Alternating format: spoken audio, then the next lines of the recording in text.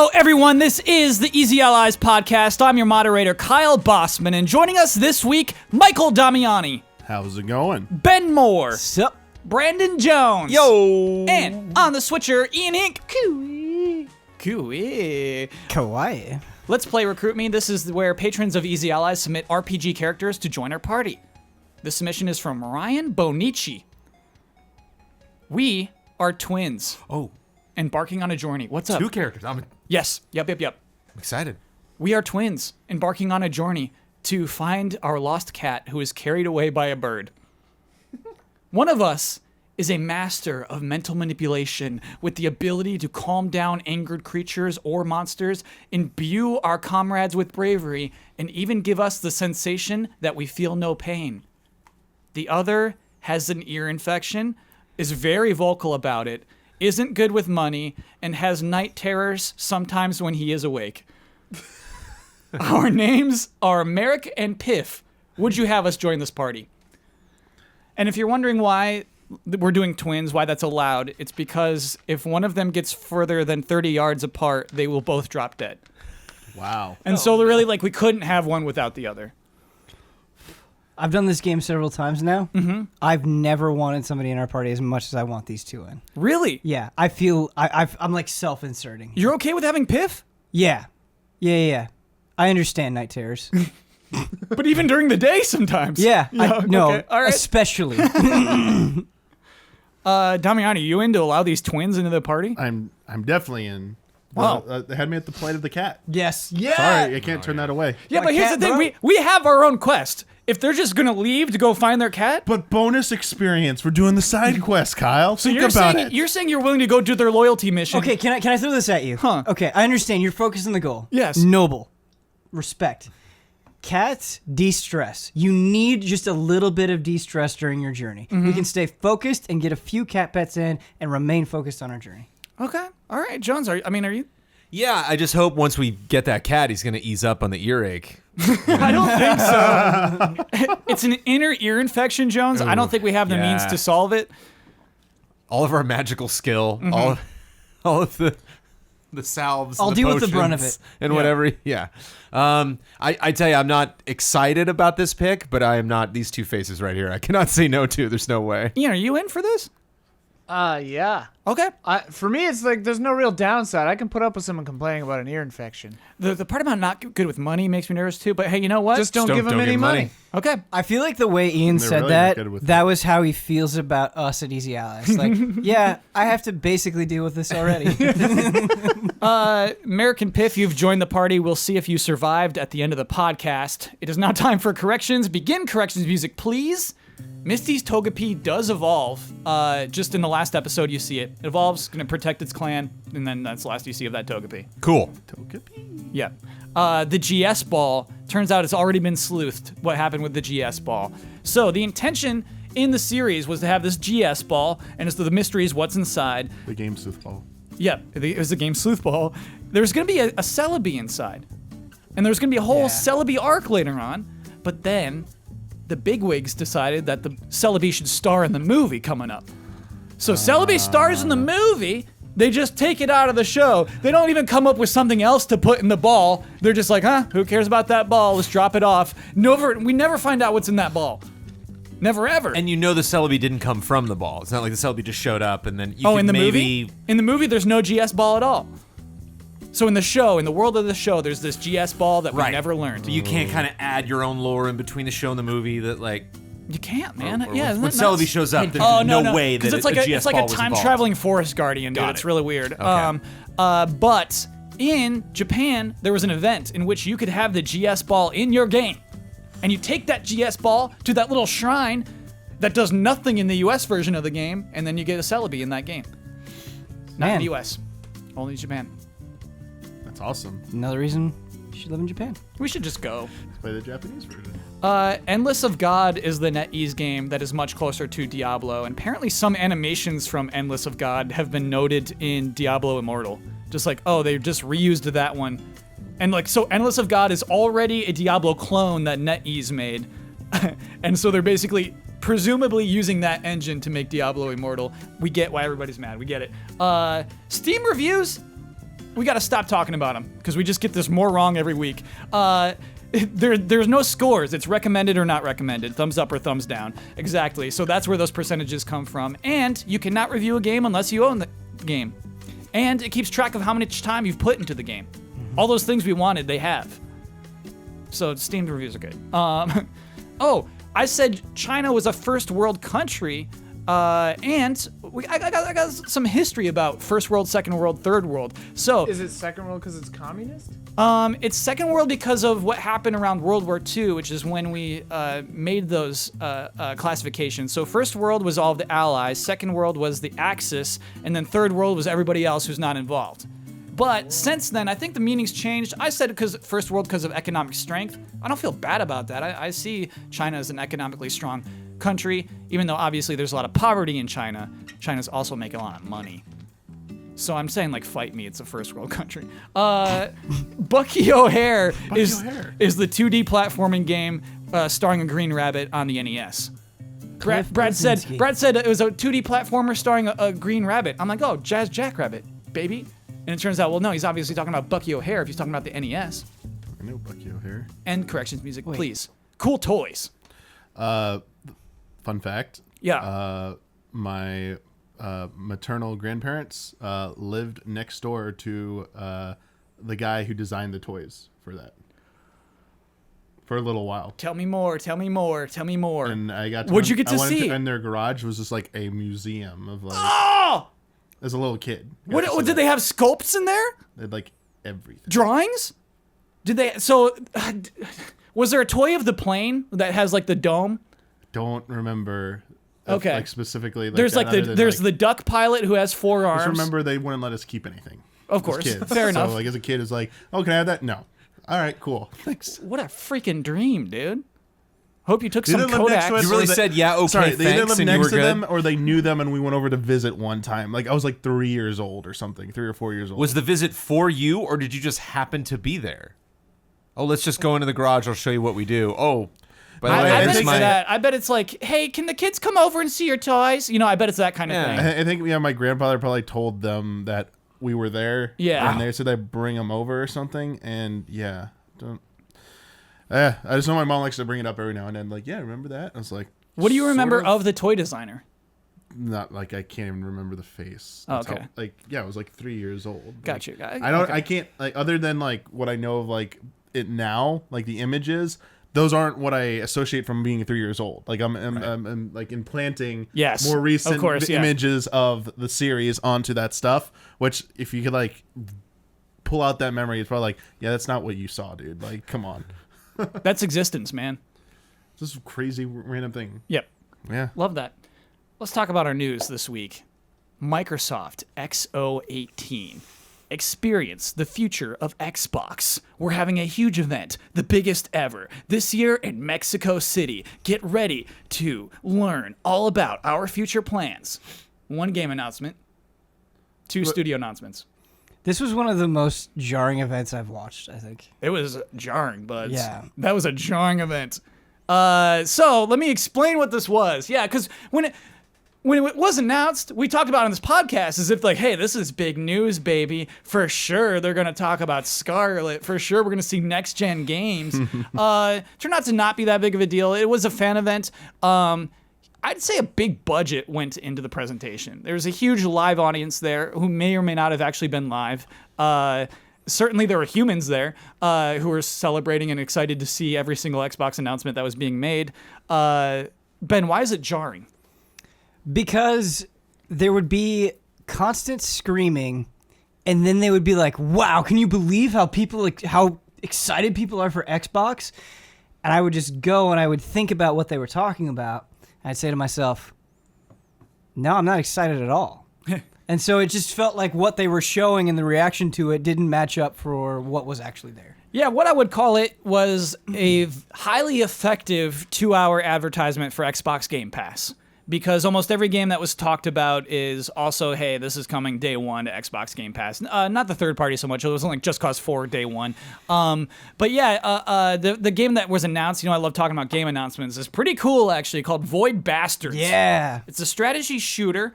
from a team that includes a co-founder of Irrational who served as director on System Shock 2 and BioShock.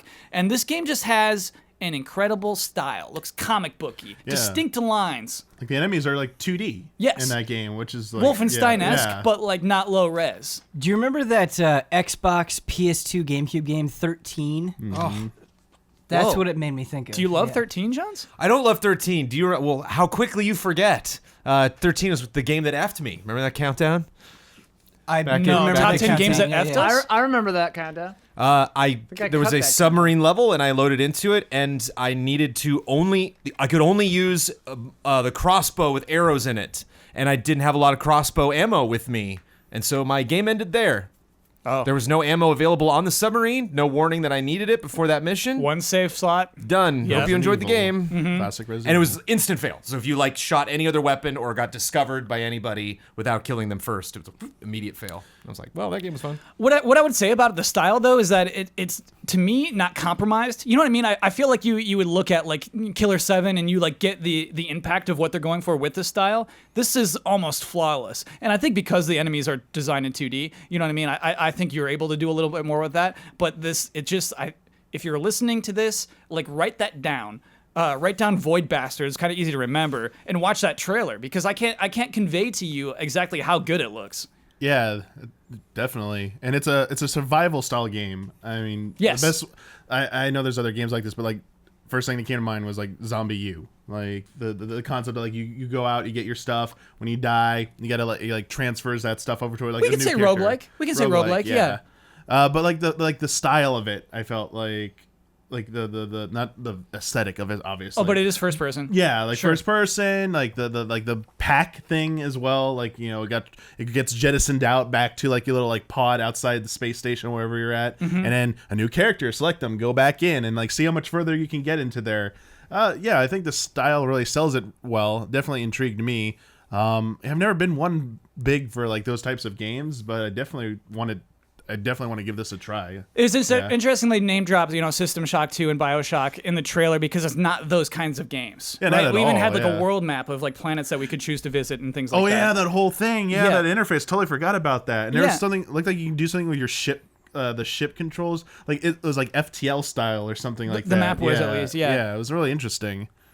I feel like that game had something that no other game at that show had, where it was like, this looks intriguing on the most base level of, I just want to see this style more in action. And then you watch the trailer and you go, oh, it'll go beyond that. And that's like just kind of that initial interest and then that like nice bed of confidence underneath it. Yeah. Yeah. And tied right into that is, hey, this game day one will be on Xbox Yep. Game Pass. You won't have to spend an extra penny on it if you have this service. Which is awesome. Yeah. Good on Xbox. And exclusive, I'm assuming. I think not exclusive. Oh, okay. I'd have to double check on that. I don't believe it is exclusive. The Well, trailer is yeah. presented by Humble Bundle, so I kind of doubt Yeah. it. Sure. Probably not if they had to specifically say Game Pass will get you this game as well. Right. Yeah, because there were some third-party games, Jones, that are Game Pass day one. It Sorry? says here it will release early 2019 on PC and Xbox One. That's all it says. Ooh, hey. That's exclusive enough, look right? into it more. It's for them. Console exclusive.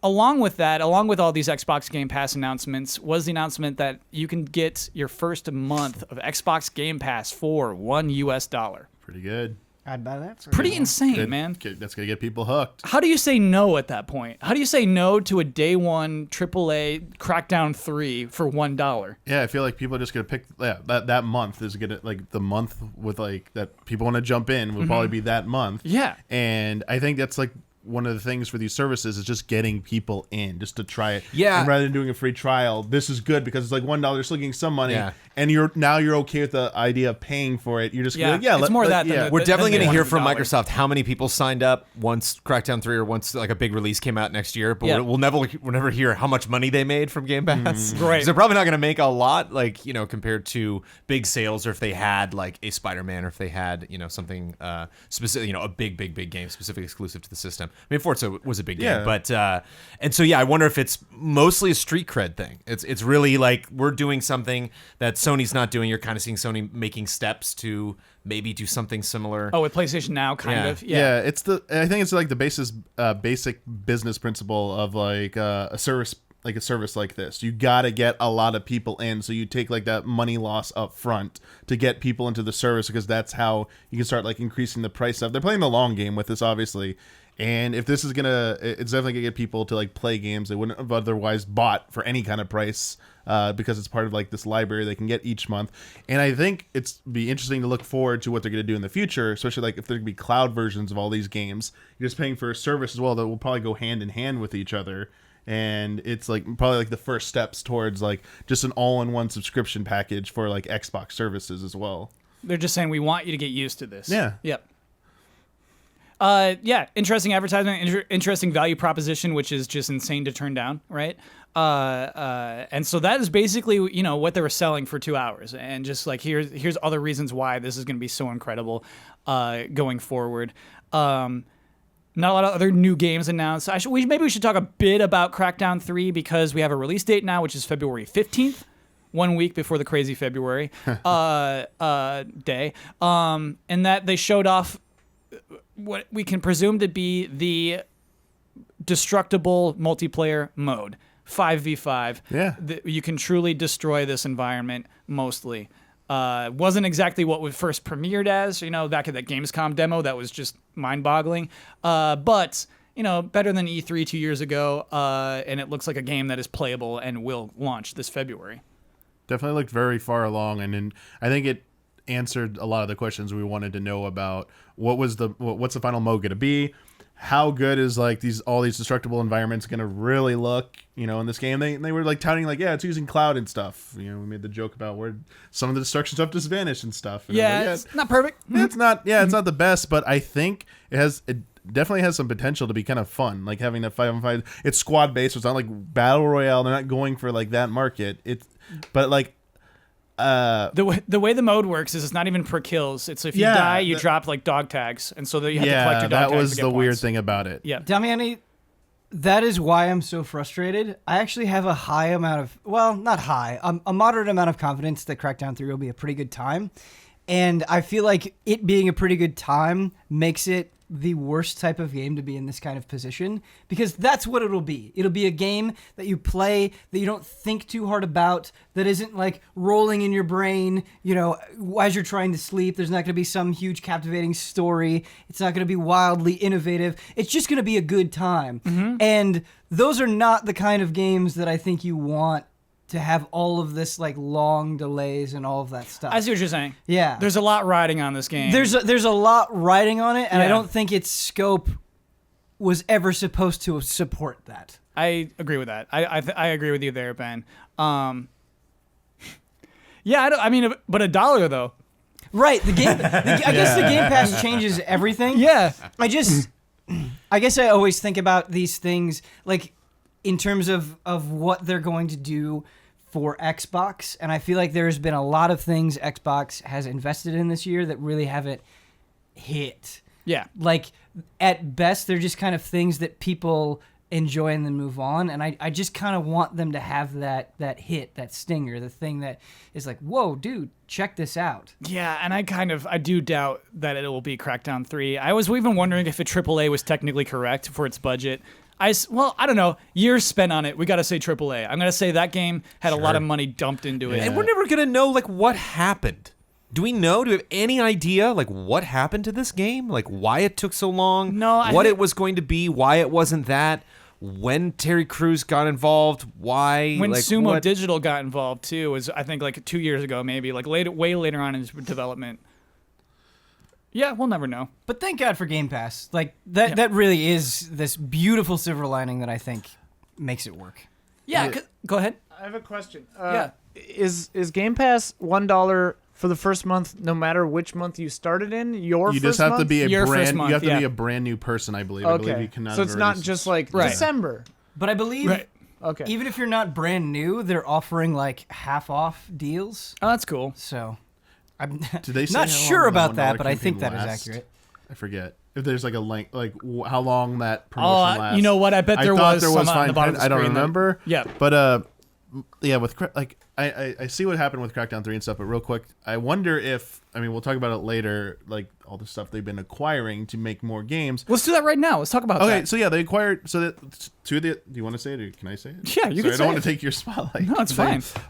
They had announced 2 studio. Booty came out. Yep. First time we got Yep. to meet Booty. Matt Booty, right? Matt Booty. Matt Booty came out, head of Microsoft Studios. Yes. Yes, the game studios, I believe, right? They took out game. It's just called Okay, Microsoft so Studios Studio. now. Yeah. Announced they acquired In Exile, and they acquired Obsidian Entertainment. Which we knew, Obsidian, right? It'd been leaked, Heavily but it wasn't rumored. confirmed. Yes. It Yeah, wasn't baby. confirmed yet. Right. Right. But yeah, Jones, we went through that And this- conversation. Yeah. This Because I'm sorry, the weird thing about Obsidian, because I did not watch this event, and I caught a lot of it later on social media, and I didn't see a single headline that was like, we knew about Obsidian, but they confirmed it today. Every headline I saw was like, whoa, out of nowhere. Well, I'm you like, gotta wait, you gotta what? write Like, that. Yeah. I was surprised no one, like even like not even headlines from like Games Radar or Polygon or Kotaku. You or should something. use the word confirmed instead of announced, is what you mean. Yeah, confirmed. And like, Yes. no one was using that. It was just like a shocker to the world. And I Yeah. was like, I'm so confused because I didn't see the event, and I'm like, maybe I got it confused with another developer or something. No, I yeah, thought we that- talked about that a while ago. Yeah. right.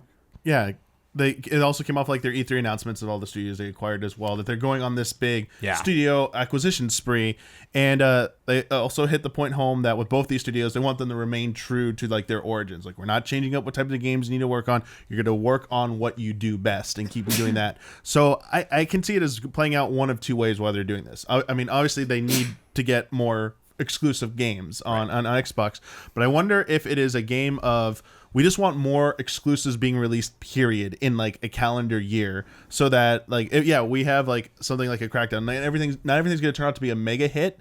It sucks that that's what they built it up to be, and it's not going to be that. But the strategy of having constant releases, I think, is along with like Games Pass.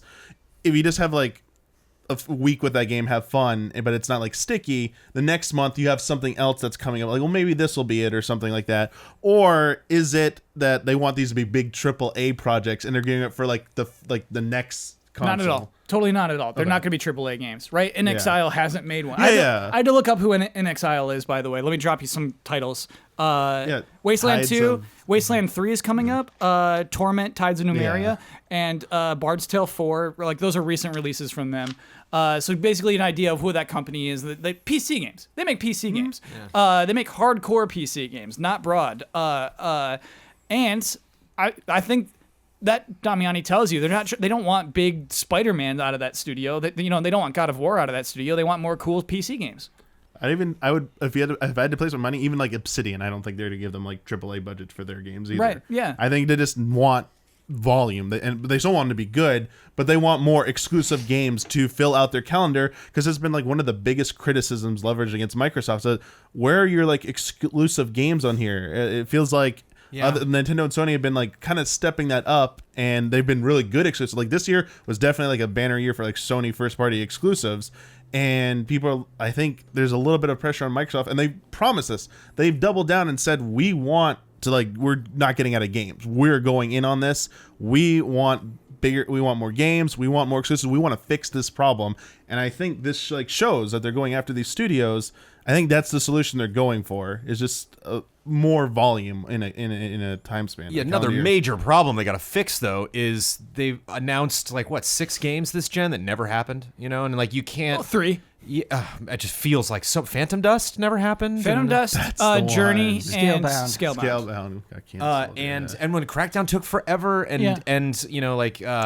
Well, I guess they had a lot of Legends weird promises when the console first came out. yeah. There was just a lot of backtracking and weird messaging going on in this gen, and so like I'm excited, and I think I will think positively that it's going to work out for a lot of these devs. But it's just like I hope that these devs aren't out there making games that their fan base can expect, and making games that we can understand are a certain tier of quality or size from these different companies, and then hopefully Microsoft doesn't come along because you're saying, Dummy, like maybe these aren't necessarily AAA games, but I hope Microsoft realizes that and they don't sell them as such, and they're not making this huge deal about a game that then you play and you're like, well, this is fun, but it's just not what you sold it as. But there's not a disconnect between the messaging of the developer and the messaging from Microsoft. I think they've been pretty good about that recently. They're getting better for sure. Right, like Cuphead didn't have just like Cuphead is here. You know what I mean? Like Ori and the Blind Forest, I don't think will be that either. I think they have been really good at measuring the appropriate attention that a game, would require. And I think, as I said earlier, they're messaging that they said like specifically like the DNA of what made those studios them. We're not altering that. So I think the messaging was they will continue to do what they have been doing. Correct. Don't expect anything different than that. Not concerned about the games, the marketing. Well, and that's the marketing, ruining these games, potential or not introducing them to potentially new players in a bad way. Well, that's what's worth kind of talking about is that what those studios make is PC games. They don't make Xbox games. Yeah. They don't make games that you're going to play on your console. Typically. Obviously they do, and you could correct me 1,000 times on that. But primarily, those games are developed for sitting down with a mouse and keyboard. And that's something that Microsoft touted as well, adding more mouse and keyboard support to a lot of their games. Right. I don't know if we should read a lot into it, but a big part of their presentation was talking about the expanded mouse and keyboard support coming to Xbox One.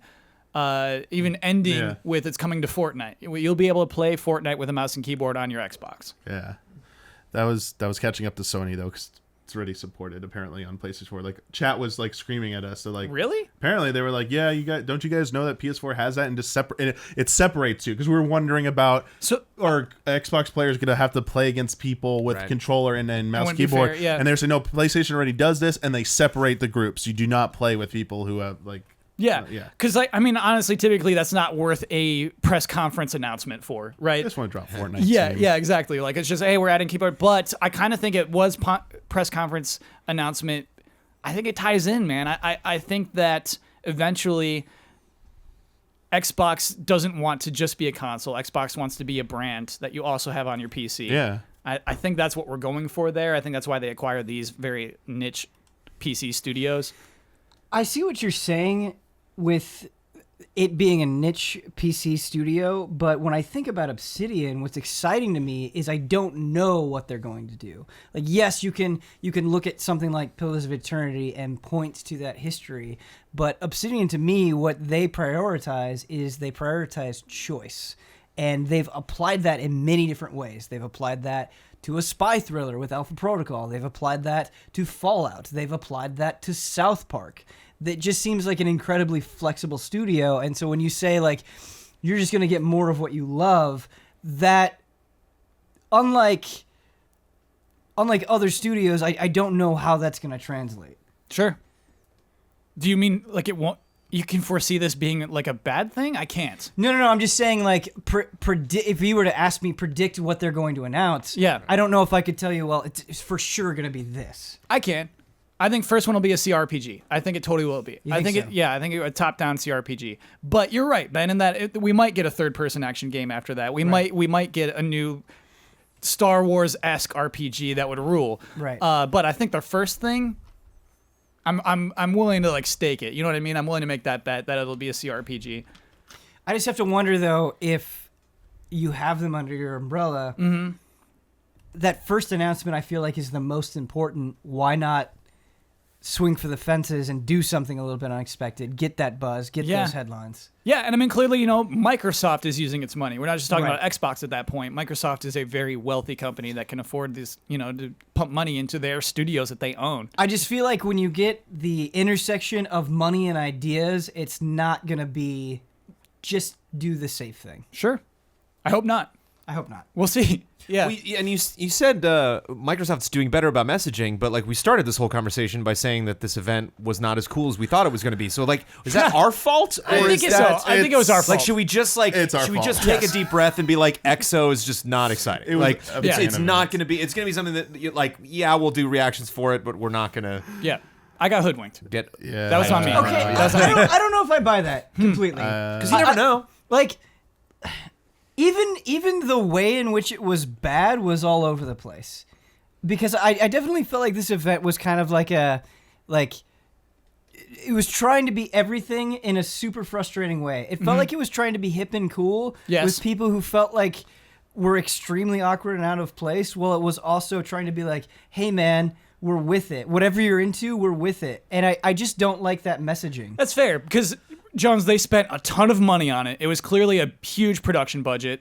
And also, it was never casual. It was never casually paced. It was always just. It felt like it was constantly trying to be casual. Right. And that's I feel there's this kind of like, escape cord that they pull with this where it was like, get ready for this huge event. And then we show up and it's like, no, what's going on? We're just like, well, yeah, but this is just a regular show that they do. There'll be another one in a couple weeks that'll be less budget than this. Like, I don't know what you were expecting. Yeah. Whereas like, I think I remember some Nintendo Directs like really underperforming and us like, our hype was exploding all over the place, and like I think Nintendo's done a better job of that over time, of really letting people know like ahead of time, like this is going to be a Smash Direct, and this one's just 3DS, guys. This one's just 3DS stuff. Right. Yeah, I see what you're saying. Yeah, people's expectations got to have a hand for that stuff based on like one Direct that happened years ago in January, and so everyone's like, oh, it's gonna have like E3 level announcements in every single Direct. Yeah. I do agree with the flaws of the actual like presentation of this, but I mean at the end of the day, it still was an Inside Xbox, and we know the reputation for Inside Xbox is like it's a monthly, essentially like podcast style show, and it doesn't have megaton announcements on it usually. Right, it's basically like here's what's coming to Game Pass, and that's what it was. Gold, I think it was just thing, yeah. it was just a I don't want to say guilt by association, but it was basically like this was a huge production in terms of a convention event for fans. Like they wanted to go big for that, which they do. They do fan fests, and then they tied the budget to the Inside Xbox. So Inside Xbox looked, it was like dressed up and looked important and like looked like it was gonna be big budget. It fooled at least me. Like this looks like a press conferencey type or old PlayStation experience type yeah, man, thing. that stage, those cameras and everything, that stuff was not cheap. Yeah, I so feel like when mixed, you dress up though, like you yourself are distorting the expectations. Oh, Xbox themselves. Yes. Yeah, I think they had to be. I hope they at least were aware that was like a consequence of doing that. That like there were people like us. We're not idiots. Like we were like, there's a chance there could be something big here because they are making this. It seems like a little bit bigger deal than usual, but at the same time, I still had reservations. Like this could probably just be. I think you were saying it too, Kyle. That like this could just be another Inside Xbox, but like a 2-hour version. It's gonna be really boring. You sat through the Gamescom one. Yeah, that was like. I just feel like with other things, even if I've been disappointed by them, I wouldn't say my feeling walking out of this was just, man, that was kind of disappointing. I was hoping for this, that, or the other. It was, I don't even know how to feel. Like, I don't even know what's happening. And that's a different reaction than like, I wish that was there. So I don't want that reaction when we see the new Xbox. Sure. Basically. Like, that's a worry that I have, is that we're going to finally get to that event and they're going to tell us the name and that's it, and more info later or something. It's like, it's kind of the same thing with Sony. No PSX. The last event they were on couches. Like just like it's a E3 was really weird for Sony this year. Yeah, E3 was so out of touch for them this for year. For a group Remember like us, it's like obsessed with these events. Yeah. It's just like I hope they learn. I hope they. Which is for me why I'm happy they canceled or didn't decide to do a PSX this year, because it's like. That's almost what I would rather have happen more often than not, is if you don't have something, don't do something. Yep. And I think it's not about every event you do needs to be amazing. It's that we need to know what we're buying a ticket for. Like, we need to know what to expect. Yeah. And so, like for something like this, where like they do have interesting things to talk about, but they're going to drag it out over 120 minutes. This is not it's need like to be 2 hours. Just get all the good stuff in the beginning. And then that's what we'll show up for, and then stick around, Treehouse at E3 for the later stuff if we want to hang around. But there just seems to be this mentality with these events where it's like, no, people have to watch the whole time. And like, why? Why is that so important to you to get these views? What is it? How is that putting money in your pocket? I don't understand. What's also funny about that kind of stuff is I've noticed a couple of times in the more underwhelming shows, like EA show, I think I remember doing it, and this did it. They put the list on the side of, here are all the announcements, and they basically spoil all the announcements. Oh yeah, but like coming up, we refuse, right? But like we refuse to believe that that's it. Like we're just like, oh, but surely they've got some thermonuclear awesome announcements later, and they just don't. And it's like, we need to just start believing the rundowns. Yeah, I remember like Black Friday deals was one of their bullet points. Yeah. It's like, come on. Okay. I do want to say that I do think whenever for both Sony and Microsoft, whenever it's the next console reveal event, that event will be labeled as such. It'll either be called like the future of Xbox, next generation of Xbox, and it will say hardware announcement. Like I think they'll be crystal clear about that. So we probably should be more cautious about assuming any event in between that would have that. Just because we were so excited about E3, them saying next gen, and we're like, oh yay, next event, and they're going to talk about it. It's like, No, we jumped the gun on that. February 2019. Look forward to it. News this week from Final Fantasy 15. So what had happened last week was an announcement. Hey, we're having an event, a big streaming event. We're going to talk about the future of Final Fantasy 15. Tune in live to see what's happening with the DLC and Final Fantasy 15 going forward. And then turned out to be bad news. It was a funeral. It That's exactly turned out they were hyping people up for bad Final Fantasy 15 news. Yeah. So, maybe I'll start there. 4 DLC chapters were planned for Final Fantasy 15. 3 of them are canceled. The one about Ardent's mostly done, so that'll still come out in March, but no more support there. We will continue doing Comrades, which is the multiplayer mode of Final Fantasy 15. That'll become a spin-off game for $10. It's getting a separate updated version on PlayStation 4 on the consoles, but the PC version's done. Oh. They are not touching, apparently, the PC version anymore. Okay. It's like... Must not have sold too that's well. it. Yeah. And... yeah, I guess it was this experiment or something like that. So I was like kind of shocked. I thought they would keep that going strong at least, but that was the Comrades thing was really shocking. I was like, oh, that too. Like, okay, sure. Yeah, I mean, to me, always a weird mode that I didn't think ever would be well supported community-wise. I had some weird. I have the weird theory that I think it was like a extended test for them to decide if they want to create a character for Final Fantasy 16 versus doing like a scripted. Yeah, we have a bet about this. Yeah, we do. So, and you're gonna fail that bet because Comrades failed. I mean, I think things are gonna be changing now because of the other news that was a part of this. Yes. So even worse than that, Hajime Tabata, the director of Final Fantasy 15, said, "I'm done. I'm leaving Square Enix. I'm leaving my position at Luminous Productions, Luminous Studios, Luminous Productions. Luminous Productions. Formerly, he was the head of that studio and the COO, and he just says, I'm gone." I kind of want to read his words because they're insane. All of this is totally crazy. Okay. No, I don't have that. I have the press release from Square Enix. Let me use that instead right now.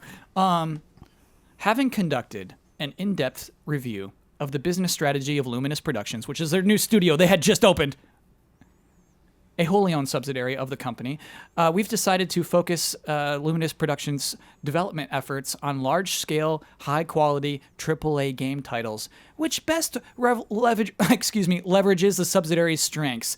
The decision has resulted in the booking of an extraordinary loss amounting to $32.7 million US, including the disposition of the portion of the content production account related to the game titles under development at the subsidiary and impairment losses of intangible assets. So, Square Enix came out and said, hey, we're posting a $33 million loss from Luminous Productions. And going forward, we're going to have them make AAA titles, new AAA titles, because we didn't like what they were doing before. Let me tell you what Square Enix said the studio was for, back when they announced it in March 27th of this very year. Luminous Productions was established with the purpose of developing new AAA titles and bringing innovative game and other entertainment content to a global audience. This will be staffed with members from the creative team behind Final Fantasy 15, developed within another Square Enix studio group, Square Enix Company Limited. Luminous Productions further builds on Square Enix Group's vision to create new intellectual properties alongside our existing studios. More information regarding Luminous Productions' new projects will be revealed at a later date. And then the only other thing we ever heard about Luminous Productions is that it's Tabata is leaving and that they're going to be working on new AAA titles. Even though that was their original business statement. It's that, but also I think worded in there is like creating new IPs and bringing new types of experiences to a global, which means beyond Japan audience. Mm-hmm. So I think you could read it as they were going to be doing a little bit of everything there. And it's clear they're not going to be making a new IP now. New IP was not mentioned in their statement. And I have a feeling that could possibly be a clue about why Tabata left. Because as far as we know, he resigned. He resigned and left. His statement, I know you don't have it there, but he said it was dated October 31st. He wanted to go create a new company to pursue the game he wants to make, basically. Yes. And he said that the younger it leaves stuff in the hand of younger generation, basically, for what he was leaving behind. And whatever he had developed so far was worth $33 million US. Isn't that nuts? And that's what Square Enix is saying. No, we're not working on that anymore. I mean, I don't know if it's a single project that did that. They don't Sure. specifically say that. There You're could have totally been right. a lot of different things that amounted for that cost. But that was all Luminous. Whatever the case was, 33 is within Luminous. One important thing to throw in here is that also consider the fact that Square Enix released their financials recently. Yeah. They did not have a very good year. They're like this past fiscal year. What? They had Shadow the Tomb Raider this Shadow year. Tomb Raider did really bad for their expectations. Like almost every single division, like console games, mobile games, had all seen decline. Even their bread and butter MMO, which had like been like bringing in the most money, their MMO department. Was that RuneScape? RuneScape? Oh wow. Yeah, what's their MMO? I don't I know. think it's called Ragnarok Online. Oh, okay, Maple cool. Story. No, Final Fantasy 14, Final Fantasy 11, Dragon Quest 10. You know what? They do have more than I thought. Yeah, that's do. fair. They have 3. They from the same time period from the previous year were down for revenue as well. So they Since the launch of 14, no. the very So the first same time- period this fiscal year from Yeah. the previous fiscal year, Okay. they saw a decline. Sure. But they've never seen a decline before, is what you mean. I don't think they have. Okay. For that department. Sure. And so yeah, like it wasn't really good news overall for Square Enix. So maybe that has something to play with. Maybe this is the first step in some larger restructuring going on potentially, or was this an isolated case of Tabata was just like not happy with like what the executives were dictating to him for his project? Like they either disapproved his project, said no, you can't work on this anymore, work on something Do we else. want to shoot theories?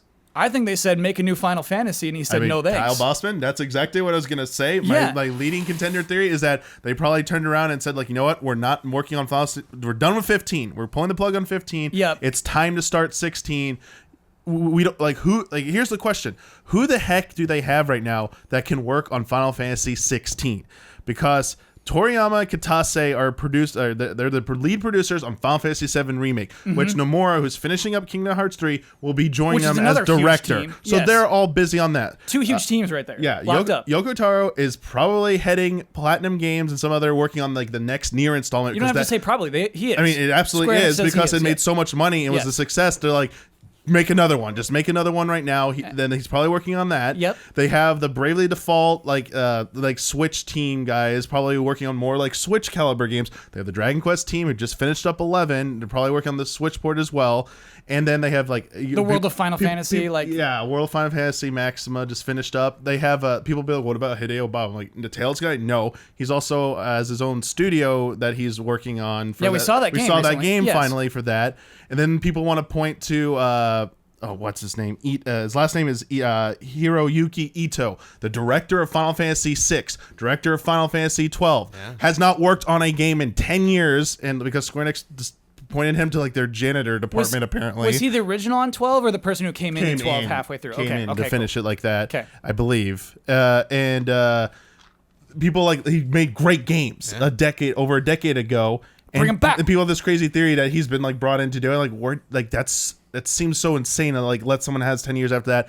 And then you have the other crazy theory that people love to say is like Naoki Yoshida, who's in charge of Final Fantasy 14, and he's part of the Final Fantasy committee, which was Tabata, Shinji Hashimoto, Naoki Yoshida, and I believe Nomura Katase was on it. It's like 4 people on it. And they think because he's on that panel and gets to dictate the future Final Fantasy, he'd be a candidate, but that'd have to pull him off Final Fantasy 14. And what's his experience making like a single player game?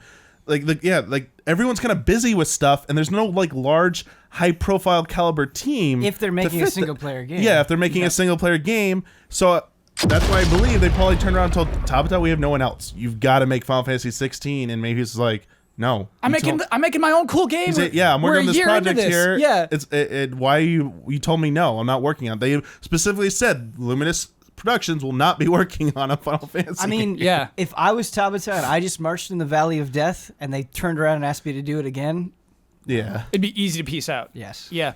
Even if you are COO and head of the studio, you still don't have control over it, and I think that's a bummer. I just want one thing. That's it. This is my only request. What's your request? I want to play a mainline Final Fantasy game where it doesn't feel like I'm entering a high commitment long-term relationship. That's all I want. They don't want that. I just want a game that I buy and I play and I enjoy. Yeah. And maybe if I like it a lot, I'm willing Ben, to pay for DLC down the I line. couldn't agree with you more. I'm tired of them making these games like trying to be like this spectacle of like multiple like media things. It's like, just give me the game. Give me a game again, like a single game that like I can love and get Yes, into, and yes. it's stop this like media circuit. You tried it with 13, it failed spectacularly. You tacked it on to 15 as an after, like to kind of like bridge the gaps and stuff. You're probably gonna try and do it with Final Fantasy 7 remake. If you saw Nomura's most recent thing about, hey, you know this other compilation of Final Fantasy 7 Yeah, games? I don't even want to go into We're really that. Yeah. interested in those. I was like, no, stop Stop it. Like, this has never gone well with you. Just don't do this. Just make a single game and start and focus on making that good. You talk about Square Enix having a bad year, but what I consider to be one of the most resounding successes is Octopath Traveler, because it was something that came out in a reasonable time from when it was announced, had nothing but good buzz. Imagine you that. understood Yeah. exactly what it was. Obviously, the scope and scale of that is going to be different from mainline Final Fantasy, and the expectations from both the audience and Square Enix is going to be a lot different. But I think there's a lesson to learn there that they've already learned and been on record talking about with Brave the Default. Just make a good video game, please. Did the Setsuna follow-up, did that come out this year? Yeah, Yeah, it Lost did. Sphere, and it Lost didn't Sphere do as well. Yeah. And that is Tokyo RPG Factory. Yeah. Yeah. So they have, like, the weird thing is, like, Square Enix has business divisions. They currently, I believe, have 10.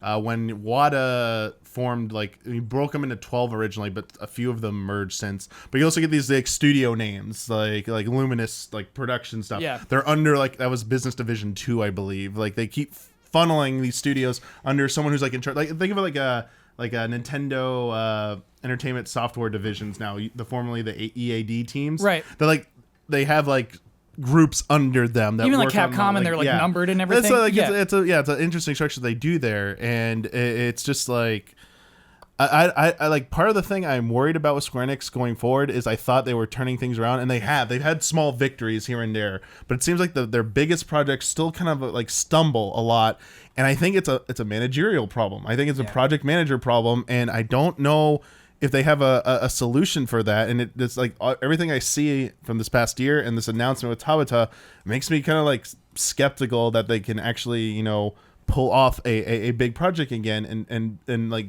Ben, you talked about like Octopath being like a really good game. It was made in like not a lot of time. I know people are like, oh, it's a smaller scale game, but there are so many other big AAA like games made by like Japanese companies that, like, I mean, Bloodborne's not exactly the same game, but like, how many Souls games have we got in the time frame it took to get like a single Final Fantasy game, or even like I think Monster Hunter is a fair comparison. Monster Hunter's a great comparison. Yeah. And Monolith Soft and Nintendo putting like Xenoblade Chronicles, then X, and then Xenoblade Chronicles 2, and the span it took them to make Final Fantasy 13, and those games are like massive and huge. It's like what's going on over at Square? They have the staff, they have the resources. Like, there has to be someone who at a point says, stop, like, concept, stop being, this is too ambitious, like, stop these grand scheme projects, just make a single game and try and get out in 2 to 3 years. Can we do that again? It's just like pedigree with Final Fantasy, I guess. That just every game had to like outdo itself. Maybe like 11 kind of shot themselves in the foot because it's this huge MMO, and then 12 11 didn't was calling take back on that like time,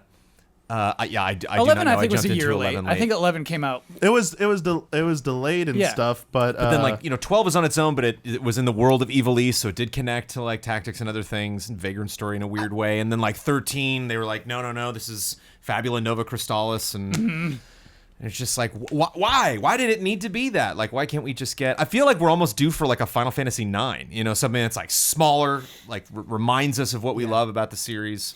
Even when you think about them turning the ship around on Final Fantasy 14, I feel like the way that they did that is they focused on making a game that was a lot more playable, that focused on a story that you could get easily invested in, and that used the nostalgia of the series in a good way to enhance what you were experiencing. It wasn't like, we are going to make the most earth-shattering thing ever, because I don't think from like a mechanical perspective or a perspective of scope that Final Fantasy 14 is this hugely wildly innovative MMO. It just nails a lot of the fundamentals. It nails a lot of the things that you want, and that's really all I want to see. I don't need them to impress me with this crazy technology. I just want to care about the people. Yeah. You brought up Final Fantasy 9 real quick, Ben. I wanted to point out that I think that was Jones. Jones. Sorry, Hiroyuki Ito, also Final Fantasy 9. That's why people want him to be in charge of the next Final Fantasy, because hey, he made the best Final Fantasy. What has he done since then? The last thing he did was Final Fantasy 12. Oh, okay. He was, I guess, consulted on the Zodiac Age, but Sick. the last game he directed was Final Fantasy 12. I have one last question, kind of related to all this. Is Luminous Productions also was to use the Luminous engine, and that was a big part of the studio. That thing's Like, dead. Don't. I kind of think you're right. I think after Kingdom Hearts 3's development, You think Unreal from here Unreal out? 4, I think they are just everything's Unreal 4. Because what Dragon Quest is Unreal, Final Fantasy VII Remake is Unreal. Yeah. Yeah, I think Everything will be on that. I'm with you there, and I think that might be another part of why Luminous Productions is a $33 million loss. You know what else is dead, Kyle? Huh. That Avengers game. Wait, what? What? Why? That's Eidos. Okay. Why? What? I would not be surprised if they. I'm just based on this. Maybe I'm just lumping two things No, together. no, but no, no, This Tom, is there's problem. no I way would that's not be dead. surprised. This is more problems with the Japanese side yeah. of Square Enix and stuff. I mean, Shadow of the Tomb Raider did underperform. Like Eidos has had hasn't had the best. But along either, the lines of but- what Ben was talking about with Octopath, where it was just like announcement, concept, enjoyment, more information, marketing leading up to it, introducing characters, release, review, success, great. Yeah. Avengers was like, yay, and then absolutely nothing at all. Like no interviews, nothing. I mean, it's like yeah, it's just so weird to have that and have it be a license thing, and then have Marvel be doing so much stuff. I think we should accept and that it's game as not next gen, right? Popping out at Yeah. It's either next gen, and I think I have to. I think either I heard something or I would agree with the speculation. I think it is off limits to, besides the teaser, to show anything until both the Infinity War two-parters came out. Oh. I think it's not connected to those, but I think they wanted to be distanced from those and not have any competing thing with that going on. It was fair. someone from I thought someone from Marvel. And I don't mean to something lump like this that. in the conversation we were having and But make it too complex. It's relevant, man. That It's is 'cause odd to Square me Enix. because don't you want the game and the movies to work together to... If they're not related, though, I mean, I guess you can ride the hype, but I think the solution is after 4 comes out, Avengers 4, people are like, what's next? What's next? Oh, here's an Avengers video game that, see. gives you, a whole nother, take on it and, fills the gap until they reach, the next phase movies or whatever. Because, I mean... I kind of feel like the existence of Spider-Man debunks that theory immediately. Well, Spider-Man might not be part of MCU for very long because Venom did freaking amazing, and Sony's like, we don't know about giving you Spider-Man Yes, beyond they Avengers. do. Yes, they do. No, they have all Oh the. no, what have I started? It's got Venom a big didn't do freaking amazing. in box office wise. It is Black doing Panther phenomenal. did freaking amazing. It just surpassed Justice League's Brandon. worldwide really? box office. Yes. Venom. I You might might allow not you the like. You might frickin'. not like Venom, I but might allow you it's the frickin'. doing a lot. Its box office is huge. Also, the autofill for on Google typing box office mojo, the first thing is Venom. What does it say? After that, total domestic total as of November 12th is $207 million. That's domestic. and I think domestic. worldwide is even better, right? Yeah, I'm trying to look for worldwide. Worldwide, $677 million. I did not see that. That's a lot of money, dude. Production The movie budget was probably $100 not cost million. a lot either. I bet it did. What? That Venom Compared CG? to a Marvel movie? No, Yes. the production budget was $100 million, which is That's a double basically that, so not $200 much for million. one movie Okay, like this. yeah. That's on the lower That's end. the production budget. So yeah, sorry to go on a tangent for this, but what you're talking about, Jones, real quick about Eidos. I guess the point I want to make is that I don't think they've ever had excessive delays and a history of games not meeting a release date and then it takes years for it to come out. I think their production their studio is in order, and when it comes to the managers and production, marketing maybe a different story, but yeah. But it's a fair point in that, this is a company that has to pay for those employees and their time, and that they're not seeing returns on it yet for years and years developing that one Avengers game. I guess, but get that, I yeah. feel like they probably are sitting on the fact that it has the potential to make so much money for them, And it will. It's too good for them to turn up, and the Yeah. fact that Marvel decided to work with them on Avengers, Sony got Spider-Man, which was huge, but they didn't go to Sony with Avengers. Yeah. You think they would definitely go with the biggest franchise with the bigger studio, and Yeah. we went with. That's right. And we looked at their financial chart, which was, in conjunction with the announcement of the $33 million loss. And there was a huge spike in expectations in, I For think, next- Q2 2019. Yeah, late next year. Inexplicable spike. Just boo, we expect to make these many millions of dollars in this month. it's like, wait, why? And so that's probably Avengers. It might be Final Fantasy VII remake, but seems way too soon for that. yeah, it's one of those two. I have some quick more facts just about the Venom thing. Yeah, Venom facts. Sure. Domestic, it's 27th of all Marvel movies. Just domestic gross, 27th. Black Panther made worldwide total 1.3 billion. That's where frickin' comes in, dude. Infinity War made 2 billion. What? And Spider-Man: Homecoming, since it's most directly related, made 880 million worldwide. 2 bill? For Infinity War, yeah, worldwide. Which is funny because Black Panther beat Infinity War domestic, apparently. It did, yeah. Which is crazy to me. Like 2 bill. I don't know if any other movie's gotten 2 bill, right? It might be one of the highest ever. I can look. Yeah, we can look at all times. Yeah, so it's pretty crazy. And a refresher, Venom made 677 worldwide. Yeah. So close to Homecoming. So, yeah, just under It is. Homecoming. But I will super say this, close to Kyle, in Homecoming. defense of like your stance. Huh. I think the Venom film is the high bar. I don't think it gets better than that. I don't It think, does, dude. Venom 2 does better than Venom 1. I don't think it does. Okay. Even with Carnage, I don't think it's gonna happen. Okay. Best of all time worldwide, ready? Yeah. That must be billion? Yeah, okay. Trillions. Avatar. Trillions. $1 trillion. Avatar is 2.7 billion, if I'm reading this correctly. Yeah, it is. Titanic is 2.1. Star Wars Force Awakens is 2.068, and then Infinity War is 2.046 billion. And then give me one more. Jurassic World, $1.67 billion. okay. And then the Avengers 1 is $1.5 billion. Oh, and then Furious 7. Yep. Black Wait. Panther is 9th with 1.3 billion. And then Harry Potter.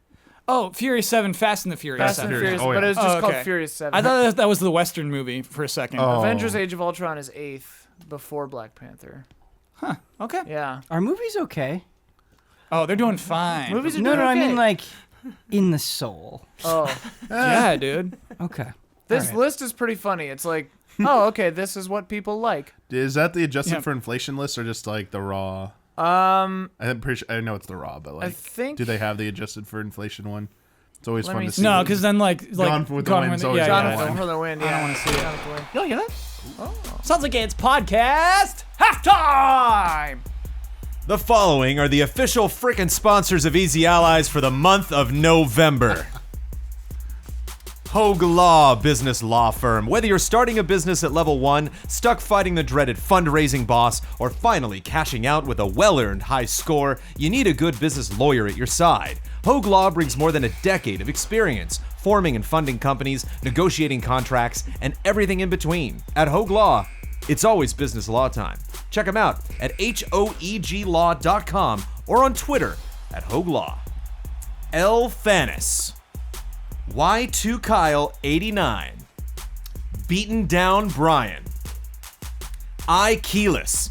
iKeyless.com is proud to sponsor Easy Allies. If you need a replacement car key or remote, use offer code EZA at checkout for free shipping and 30% off of your order. Mango. Sweet Justice, a sound design company from the southern shores of the UK. They've worked on some of the biggest AAA titles, the most refreshing indie titles, and collaborated with the best development teams in the world. Will Schmuck, who reminds you to watch Box Peak and watch Tabletop Escapades. And our mega sponsor, Jigarbov Productions. Watching the Easy Allies X018 reaction to on Twitch filled me with joy, especially when it got to the Minecraft stuff and I saw the huge amounts of Jigarbov spam in the chat, even though that wasn't me on stage and indeed another team. Maybe next year.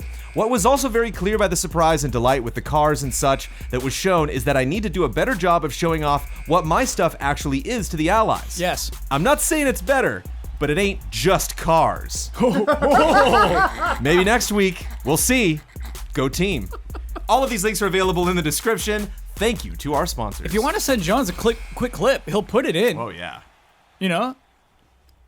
You'll do it. We have had short little game trailers as you Well, do. see, like, now we're doing it all over again. Now we're blowing it up. Now everyone's just like XO. They're gonna be so excited for next week's podcast. And then we have no clips. Maybe we're okay. selling it was too much. So funny to see how many people in chat thought that Jiggerbob was on stage. No. I don't think they did. They just heard Minecraft mods. We make money doing that. It's like, oh, that's what Jiggerbob does. There You know, were a few people like it's the person in the flesh there, and I was like, Sure. I don't think that's them. Just Maybe next year. just to say it, Box Office Mojo doesn't do worldwide adjusted, just domestic adjusted. Because I guess it would be crazy to adjust every currency. Oh yeah. Yeah, Gotcha. but yeah, Gone with the Wind is top adjusted, and unadjusted domestic top is Star Wars Force Awakens. Oh wow. Good job, Star Wars. Earlier today, the Game Awards announced their Game of the Year nominees, all of their categories and all of their nominees. Should be stated, Easy Allies is a judge. What do we call it? Sure. Panel, whatever. Easy Allies votes on both of the nominees and the actual winners. Except myself, because I tend to be some way involved with the production of that. And so, I don't want to come off as promotional, but I do kind of want to talk about the Game of the Year nominees and then have a fun game. So there are 6 nominees for Game of the Year.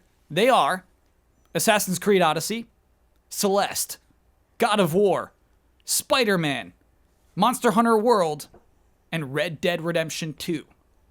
What do you think that order is? Do you think it's randomized order? That is I just realized it's not alphabetical. I Yeah, don't know how strange. they do that.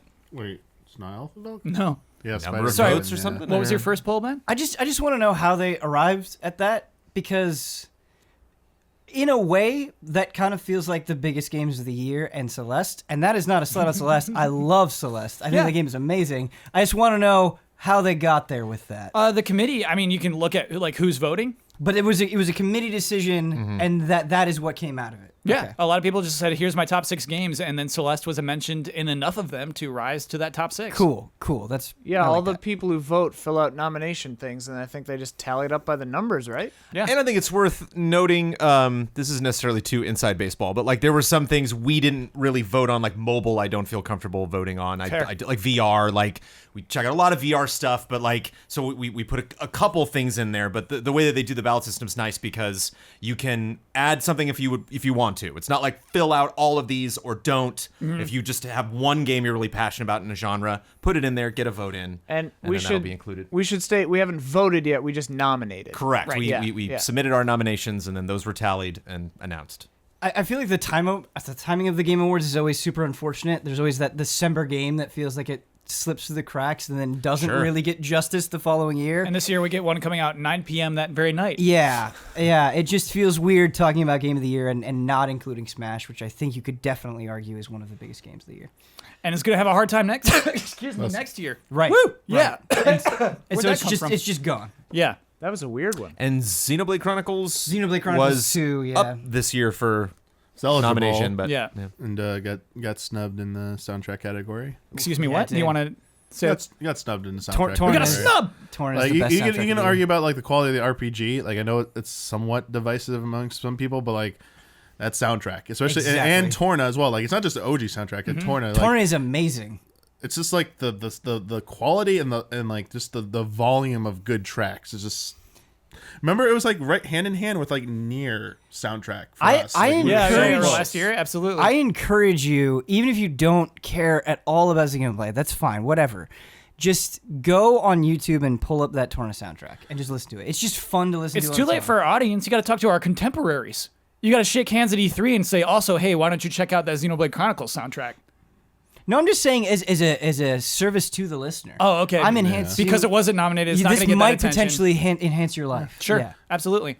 The category I want to play a game with is Best Esports Moment. So I'm going to list each of the nominees, and I want to see if this panel can determine what game we're talking about. Okay. Because they actually don't even list the game for most Oh, of these. nice. All right. Okay, here we go. C9 comeback win in triple OT versus FaZe. What game League is of that? Legends. No, Overwatch, It's No. Cloud9. Dota 2. no. I'm out. Counter Strike. It's Counter-Strike. Counter-Strike. Great, I'm out. Sorry. Should be noted that was the first North American team to win a major in Counter-Strike history. That was an oof from us. Oh, it's going to keep going. We got Okay. more oofs. G2 beating RNG. I'm gonna guess Overwatch. No, League. that's League. We got a League. I know RNG is a team, but Oh, nice. it would be so funny if it was just like, hey, they beat randomness. You did it! You beat did the it! RNG! It was statistically improbable, and you did it. Should be noted that, I mean, a lot of the teams are across multiple games, so it's harder than it should be, Yeah, right? yeah. Like Cloud9 Yeah, plays Overwatch. Like Yeah, I forget C9ing Cloud9 is a has- thing where you have a yeah. point and then leave it. KT versus IG Base Race. Oh my god. That's League of Legends too. And I think Base Race probably is a League of Legends thing, right? If that was the moment, like, oh, look at this Base Race, look at this Base Race. Okay. I guess. All right. Yep. This is. But you rough. could I say don't know if that. I've ever felt worse on this podcast Yeah. before. OG's massive upset of LGD. Heroes of the Storm. No. I like that stab. though, Overwatch. Jones. You went out there. Nope. Massive upset. Rainbow Six Siege. No. League. It's Dota 2. Oh, Dota. It's one of those. They're all gonna be League, Dota 2, or Counter Strike. Probably.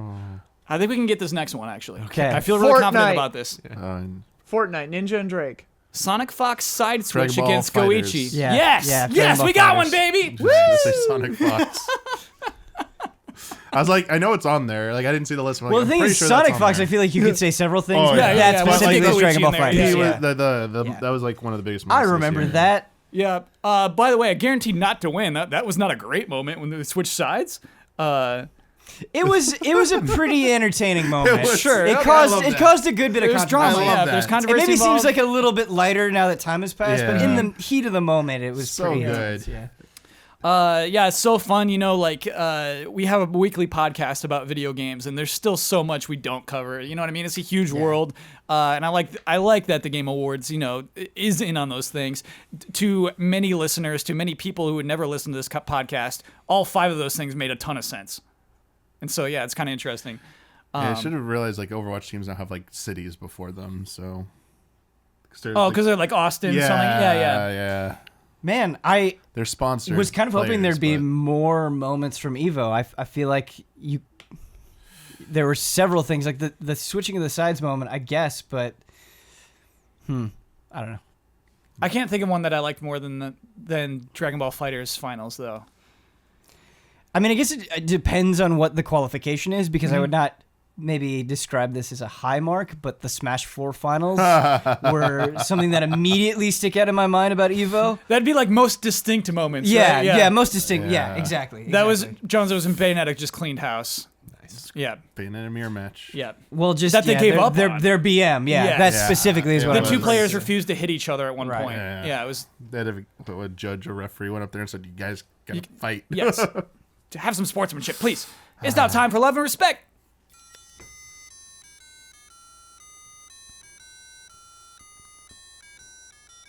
Love and respect.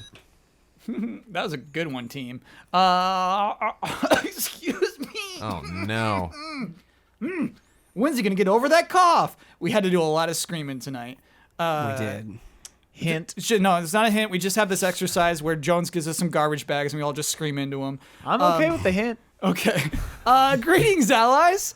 With the announced closing of Prima Games, it has made me a little nostalgic for the days when buying a strategy guide along with a new video game release was almost a given. Yes. Back when we didn't have the internet and a quick Google search to answer all our video game conundrums, what fond memories do you have of a strategy guide in the past? Do you still own any today? Are you sad to see the strategy guide industry finally come to a close? Love and respect, G. Bailey. I feel extremely passionate about this. Let's bring it on. Okay, so the benefit of strategy guides, as specifically as a kid, was for multiple things. It was something that you could bring with you, and if you were so inclined, like there are moments I remember in class just like slyly pulling out a strategy guide.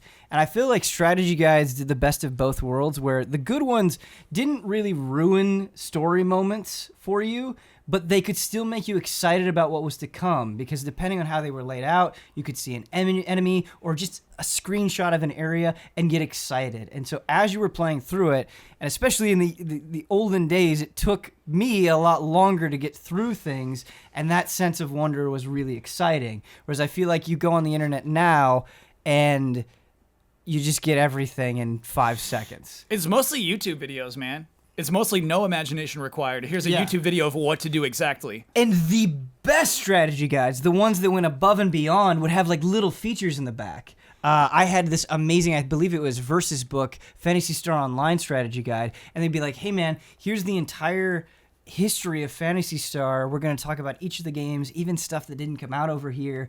And you get stuff like that, and you get interviews with like voice actors or directors and producers, and it just felt like this awesome extra feature for your video game. And so, yeah, I really lament the days of super quality strategy guides being gone. Definitely. I think one of the lost arts with the slow death of, the inevitable death of strategy guides has been the presentation of the older ones. They declined over the years, but specifically, I'll talk about the Nintendo Power Strategy guides. Yes.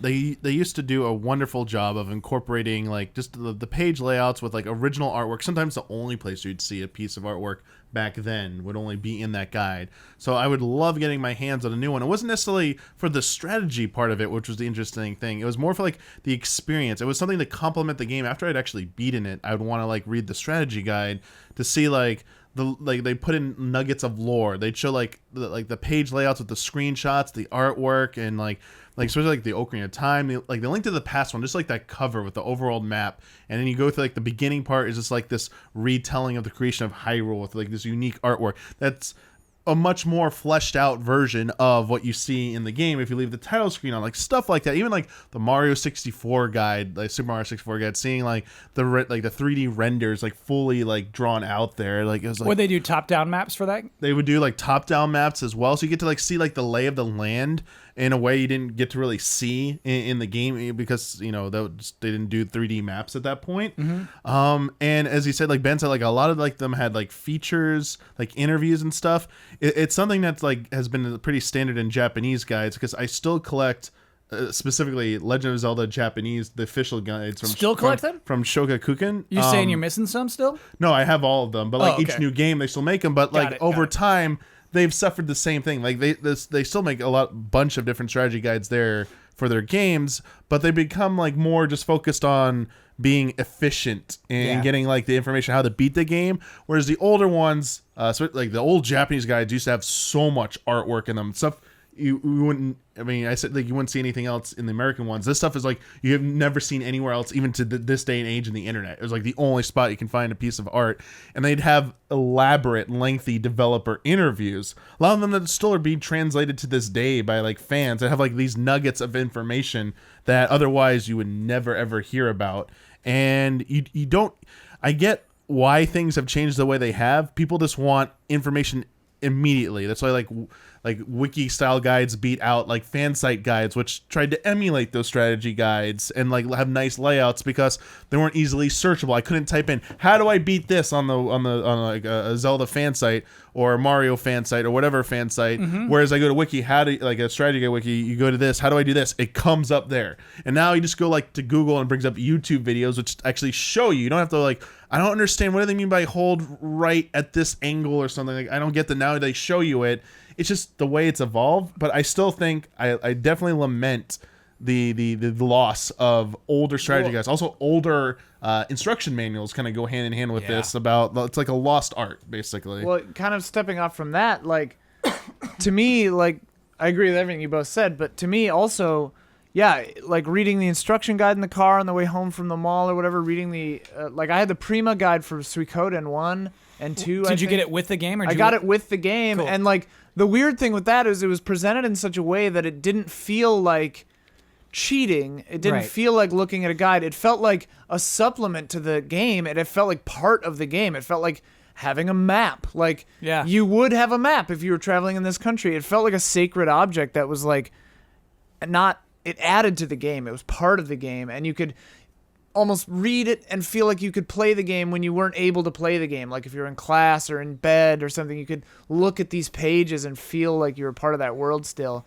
And yeah, I really miss that. I mean, I don't do that anymore now, but yeah. I do want to say I actually did have that experience this year in like a really cool way. I was playing Pokemon Sun, and you can get this really nice like hardcover Pokedex, and just it comes with like a poster with a type chart, and it would be really exciting because I would catch a new Pokemon and you would look it up in the Pokedex. And It's not like it's ruining the game for you, right? But just like the layout and the quality of the pages, it felt like this little companion that I had with me. Man, I hope that wasn't a Prima guide. No, it was an official Nintendo thing or Pokemon Company thing. Mm-hmm. But that was awesome, and I would love more games to have that kind of experience. Obviously, it's unique to Pokemon when you're looking up specific creatures, but it's kind of fun just to have some other little side thing to dig into. Jones, you have a favorite guide, strategy guide? One. Like all the memories you're talking about, I was not a big Nintendo Power guy growing up. EGM was probably like the only magazine I like owned and like actually like subscribed to. I have friends that swear by them, and even when they're gonna go back and play an old game again, like they'll still have the guide there. Sick. And I love all these stories. I wish I could contribute something. I want to hear about your one. The one game that I had the guide because I had a friend. And it was the first time I played Final Fantasy VI, and I was like, I'm going to get in on this. Yeah. And my friend was like, you should have a guide going in, because I was very new to role playing games. And I think there were a couple guides. I remember there actually being several at the time, and it's I could walk into the house and grab it right now. I don't think I've ever seen the FF6 guide. That's I think one of my favorite things about it was written in a very personable way. And I remember actually the opening, the very first page said, "The game begins as most stories often do on a dark and stormy night," and it had that kind of vibe to it. Cool. And so I was grateful because there's a lot. I easily would have gone through that game without finding Gogo or Umaro, or would have missed all these other characters and stuff. And I think I'm the type of player now, it took me a long time, and I considered it a defeat almost when I finally had to go to the internet for Red Dead, and I was like, I just don't know where the hell this thing is. I gotta find it, this treasure map or something. Like, I've searched for it, I just can't find it. But I've just never been that kind of person. I like to think in the future, like I'm always thinking of how, even in something like Red Dead, like how can this information be actually in the game itself if you want to find it? Like, how can you create characters in this game that know about the world, because there obviously should be people like that know. Implement the guides into it. You know, it's funny. I had two in my entire life. One was a Super Mario Sunshine that I think just came with it in some sort of deal that I bought it with. The other one was NFL Blitz. Because I got that game, and when you load a match, it does the stupid Midway arcade thing where you just mash buttons until like something cool happens. And like I couldn't get anything cool to happen, so I saw that thing at Walmart, and I was like, "Dad, we got to get this because I don't know what the cheat codes are." And he's like, "Dude, this is $20. That's half the game's price." I said, "Yeah, Dad, but I don't know how to play the game without this guide."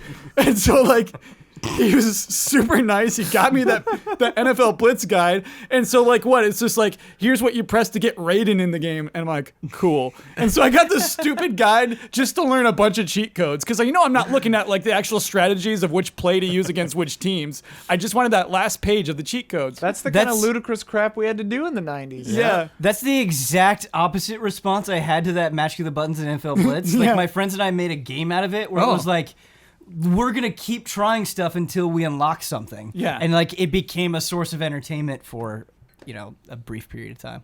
Yeah. But Kyle, I imagine that the conversation with your dad, like that was a literal transcription. Imagine how frustrating that is as a dad. Just like, what? Oh, that is half the price of this game for cheat codes. Yeah, Dad, come on, I need it. Just like, all also, right. like, when your kids are trying to like roll you, like con you. Yeah. Anytime I'm in a toy store and I see a little kid like running a con on their parents, I'm just like, oh, kid, I see right through you. Our godsons pulled a con on Amanda. I was actually really proud of him. Okay.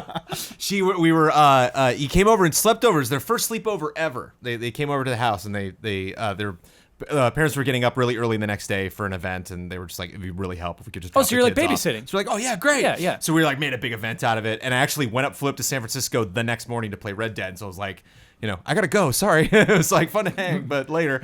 But so the next day, Amanda's with them, and she's like, I don't know, we could go walk Sophie or something. And she's like, oh, there's a toy store actually a couple blocks away. We can go like walk to that toy store. And they're like, okay. And they go in. There's 2 kids, Max and Otto, and she tells younger Otto, just $10 is your limit. Just go find anything, $10. Otto returns with something, $10 even. She's like, great. Max, the older brother, shows up, and he's like, hey, so I got this Beyblade, and you got this one that's like $13, but this one that's $17 is real cool because it's got the wind-up thing. And she's like, don't you have those? Oh, I've seen those at the house. You have that wind-up thing with the Beyblade. He's like, yeah, but if you just, he like turns it over, shows the back. You see, it's got here. And she's like, all right, fine. We'll get it. And she tells me that story later, and I'm like, I am so proud of that boy. And you know what? Because it was smart to bring them both, so she could understand what a $17 one looks like and a $13 one looks like. Been there before. That's the value proposition, man. Great move. So good. I feel bad about the game we played. It felt almost impossible. I want to play a game that I think we can compete in. Okay. I want like a game that I think you can handle. Man, if we screw this one up, we're really gonna feel bad. Yeah. They set us up for failure. Howdy, easy allies. I have a game for you that I hope you will enjoy. I've always loved video game soundtracks. Below, I've listed a title of a song from a game's original soundtrack with 3 possible games that it comes from. While the track names may appear in other games, they only appear in one game from each list. The panel's task determine which is the right track. Okay. Love and respect. Your ally, anachronistic timepiece. This could so easily be really hard. It could be. This one will be, the first 2 are easy. Here we go. Big Blue. Oh, F-Zero. Yep, we don't even need the multiple choice there. The Moon. A DuckTales. Yep. All right. Never mind. Here we go. Never Now, mind. Yeah. That's what I He's said. hustling us. I Here said it yeah. comes. That could be Portal 2 also. Rust, Dust, and Guts. Is that from Borderlands, Doom from 2016, or Call of Duty 4 Modern Warfare? Oh man. COD. I'm going No. to say Borderlands. No, it's Doom. Wow. Yeah, All right, no here we go. idea. Yeah, I it's didn't even not going to guess. get easier. Wind Scene. Is that from Eternal Sonata, Chrono Trigger, or Etrian Odyssey 4? Eternal Sonata.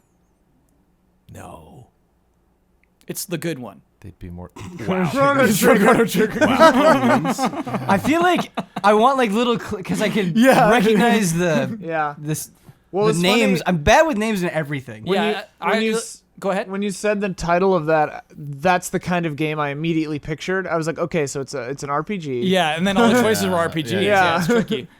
A Tragic Decision. Is that from Xenoblade Chronicles, Tales of Symphonia, or Radiant Historia? Radiant Historia. Tales of Symphonia. Xenoblade. Yeah, it's from Xenoblade. It's from Xenoblade. I feel like I've heard the song, the title of that A before. Tragic Decision. Tragic. All right, Okay, we're doing bad. Oh yeah. we're about to get this one. The gun pointed at the head of Oh, the Halo. universe. Yes. Yeah. That's You know that It's one? a crazy title of a track. How's right? it go? It's the end. That's the finale. So it's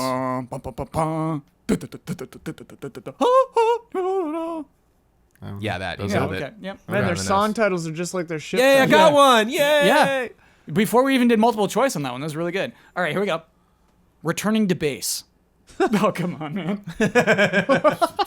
All right. StarCraft. Command and Conquer Tiberium Wars, XCOM Enemy Unknown, or Valkyria Chronicles. Oh, XCOM. Valkyria Chronicles. It's Tiberium Wars. It's Command and Conquer.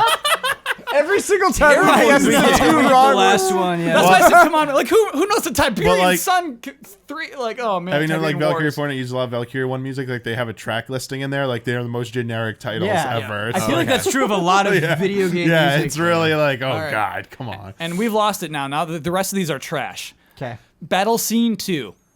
Oh, this is an old game. Then. Is this from Final Fantasy 2, Final Fantasy 7, or Final Fantasy 10? Wait. Fantasy 2. Yep. Nice. like 4 English? You mean like 4 or OG2, like Japanese 2? I don't know, man. It 'Cause says, it's from it says 2. It's from Final Fantasy 4. Oh, well. Okay. I think it's also from Final Fantasy 2 on NES. That's my guess. Oh, NES. Yeah.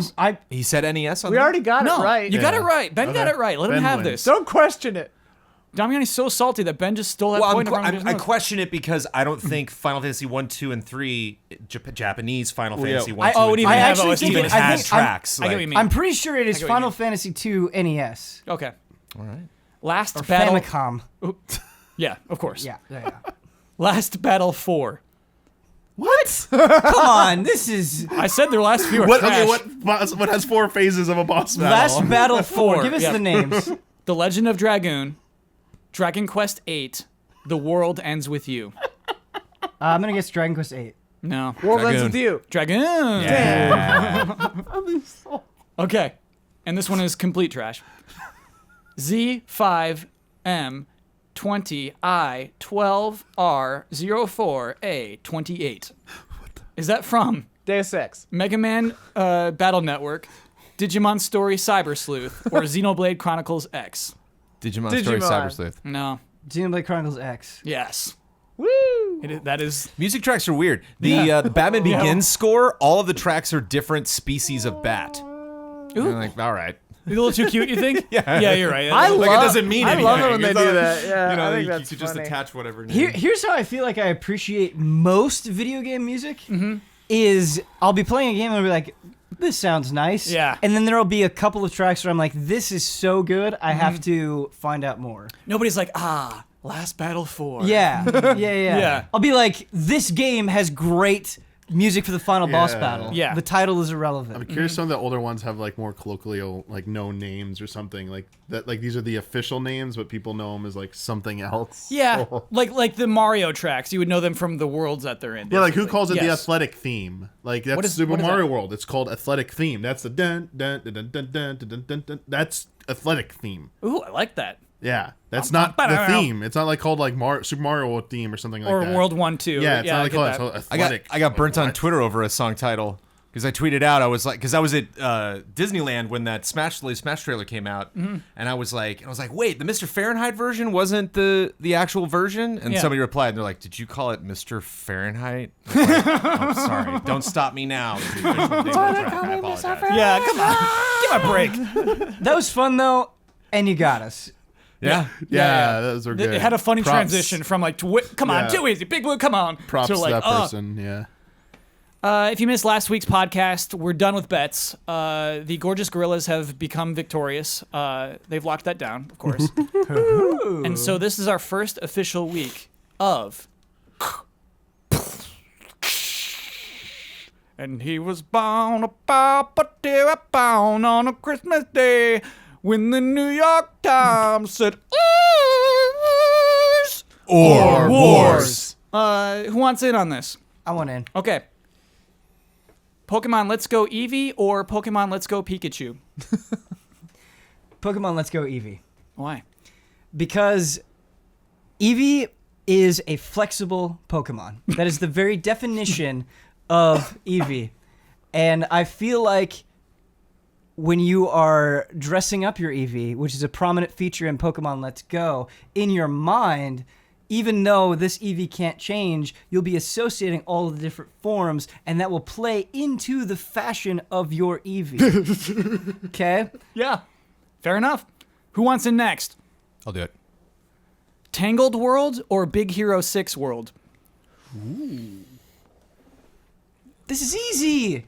Tangled World? Why? Because we saw it first. Duh. Jones, I can tell you already you're not going to win. Last week, I'm good. Because we saw it first? Who wants in next? Take it, Damiani. Yep. Okay, Damiani's in next. Okay, Damiani. Holding triangle or mashing square?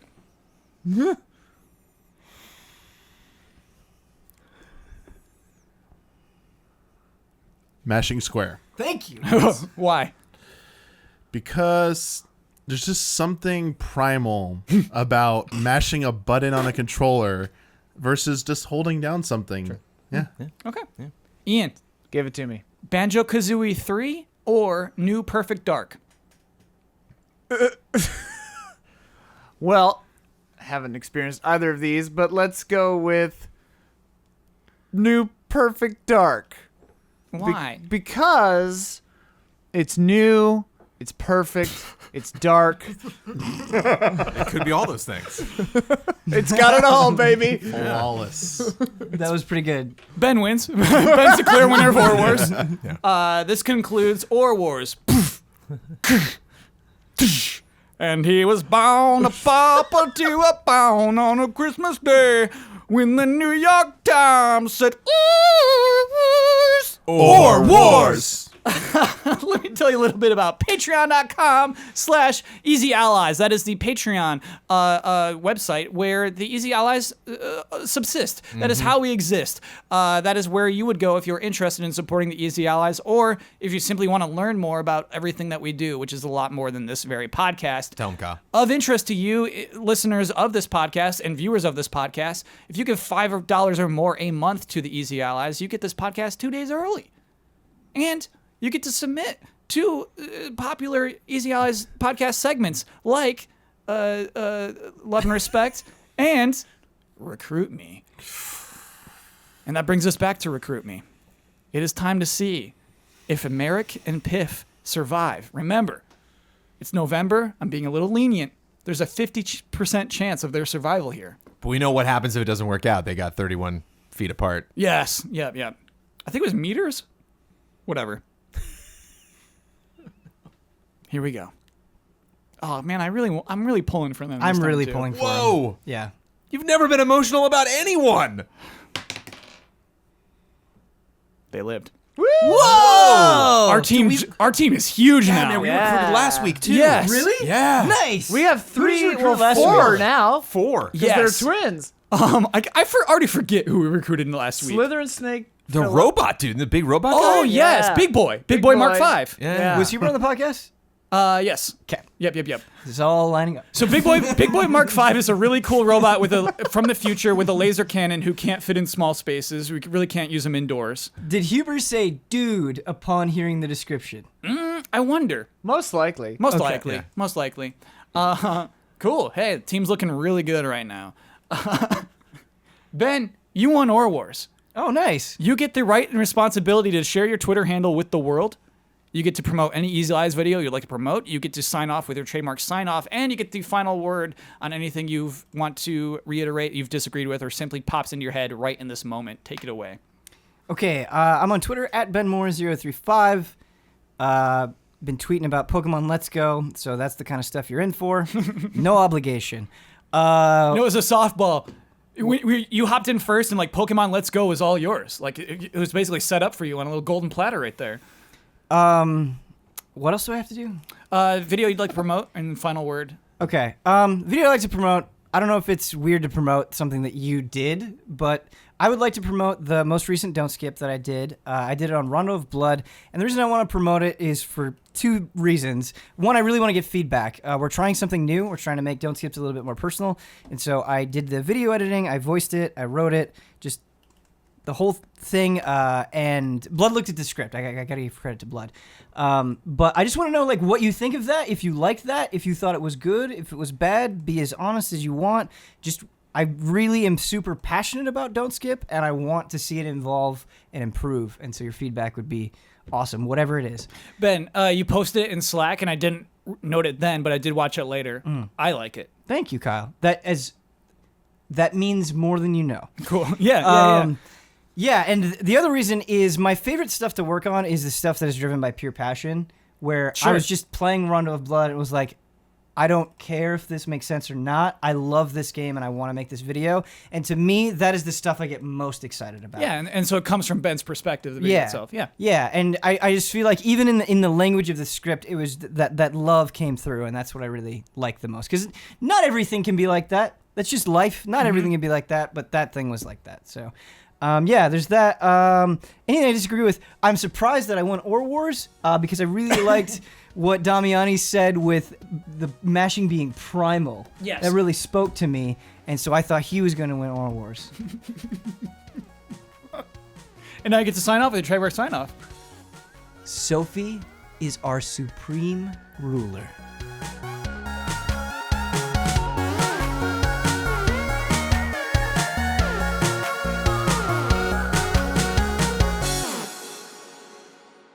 What do you mean you let him out?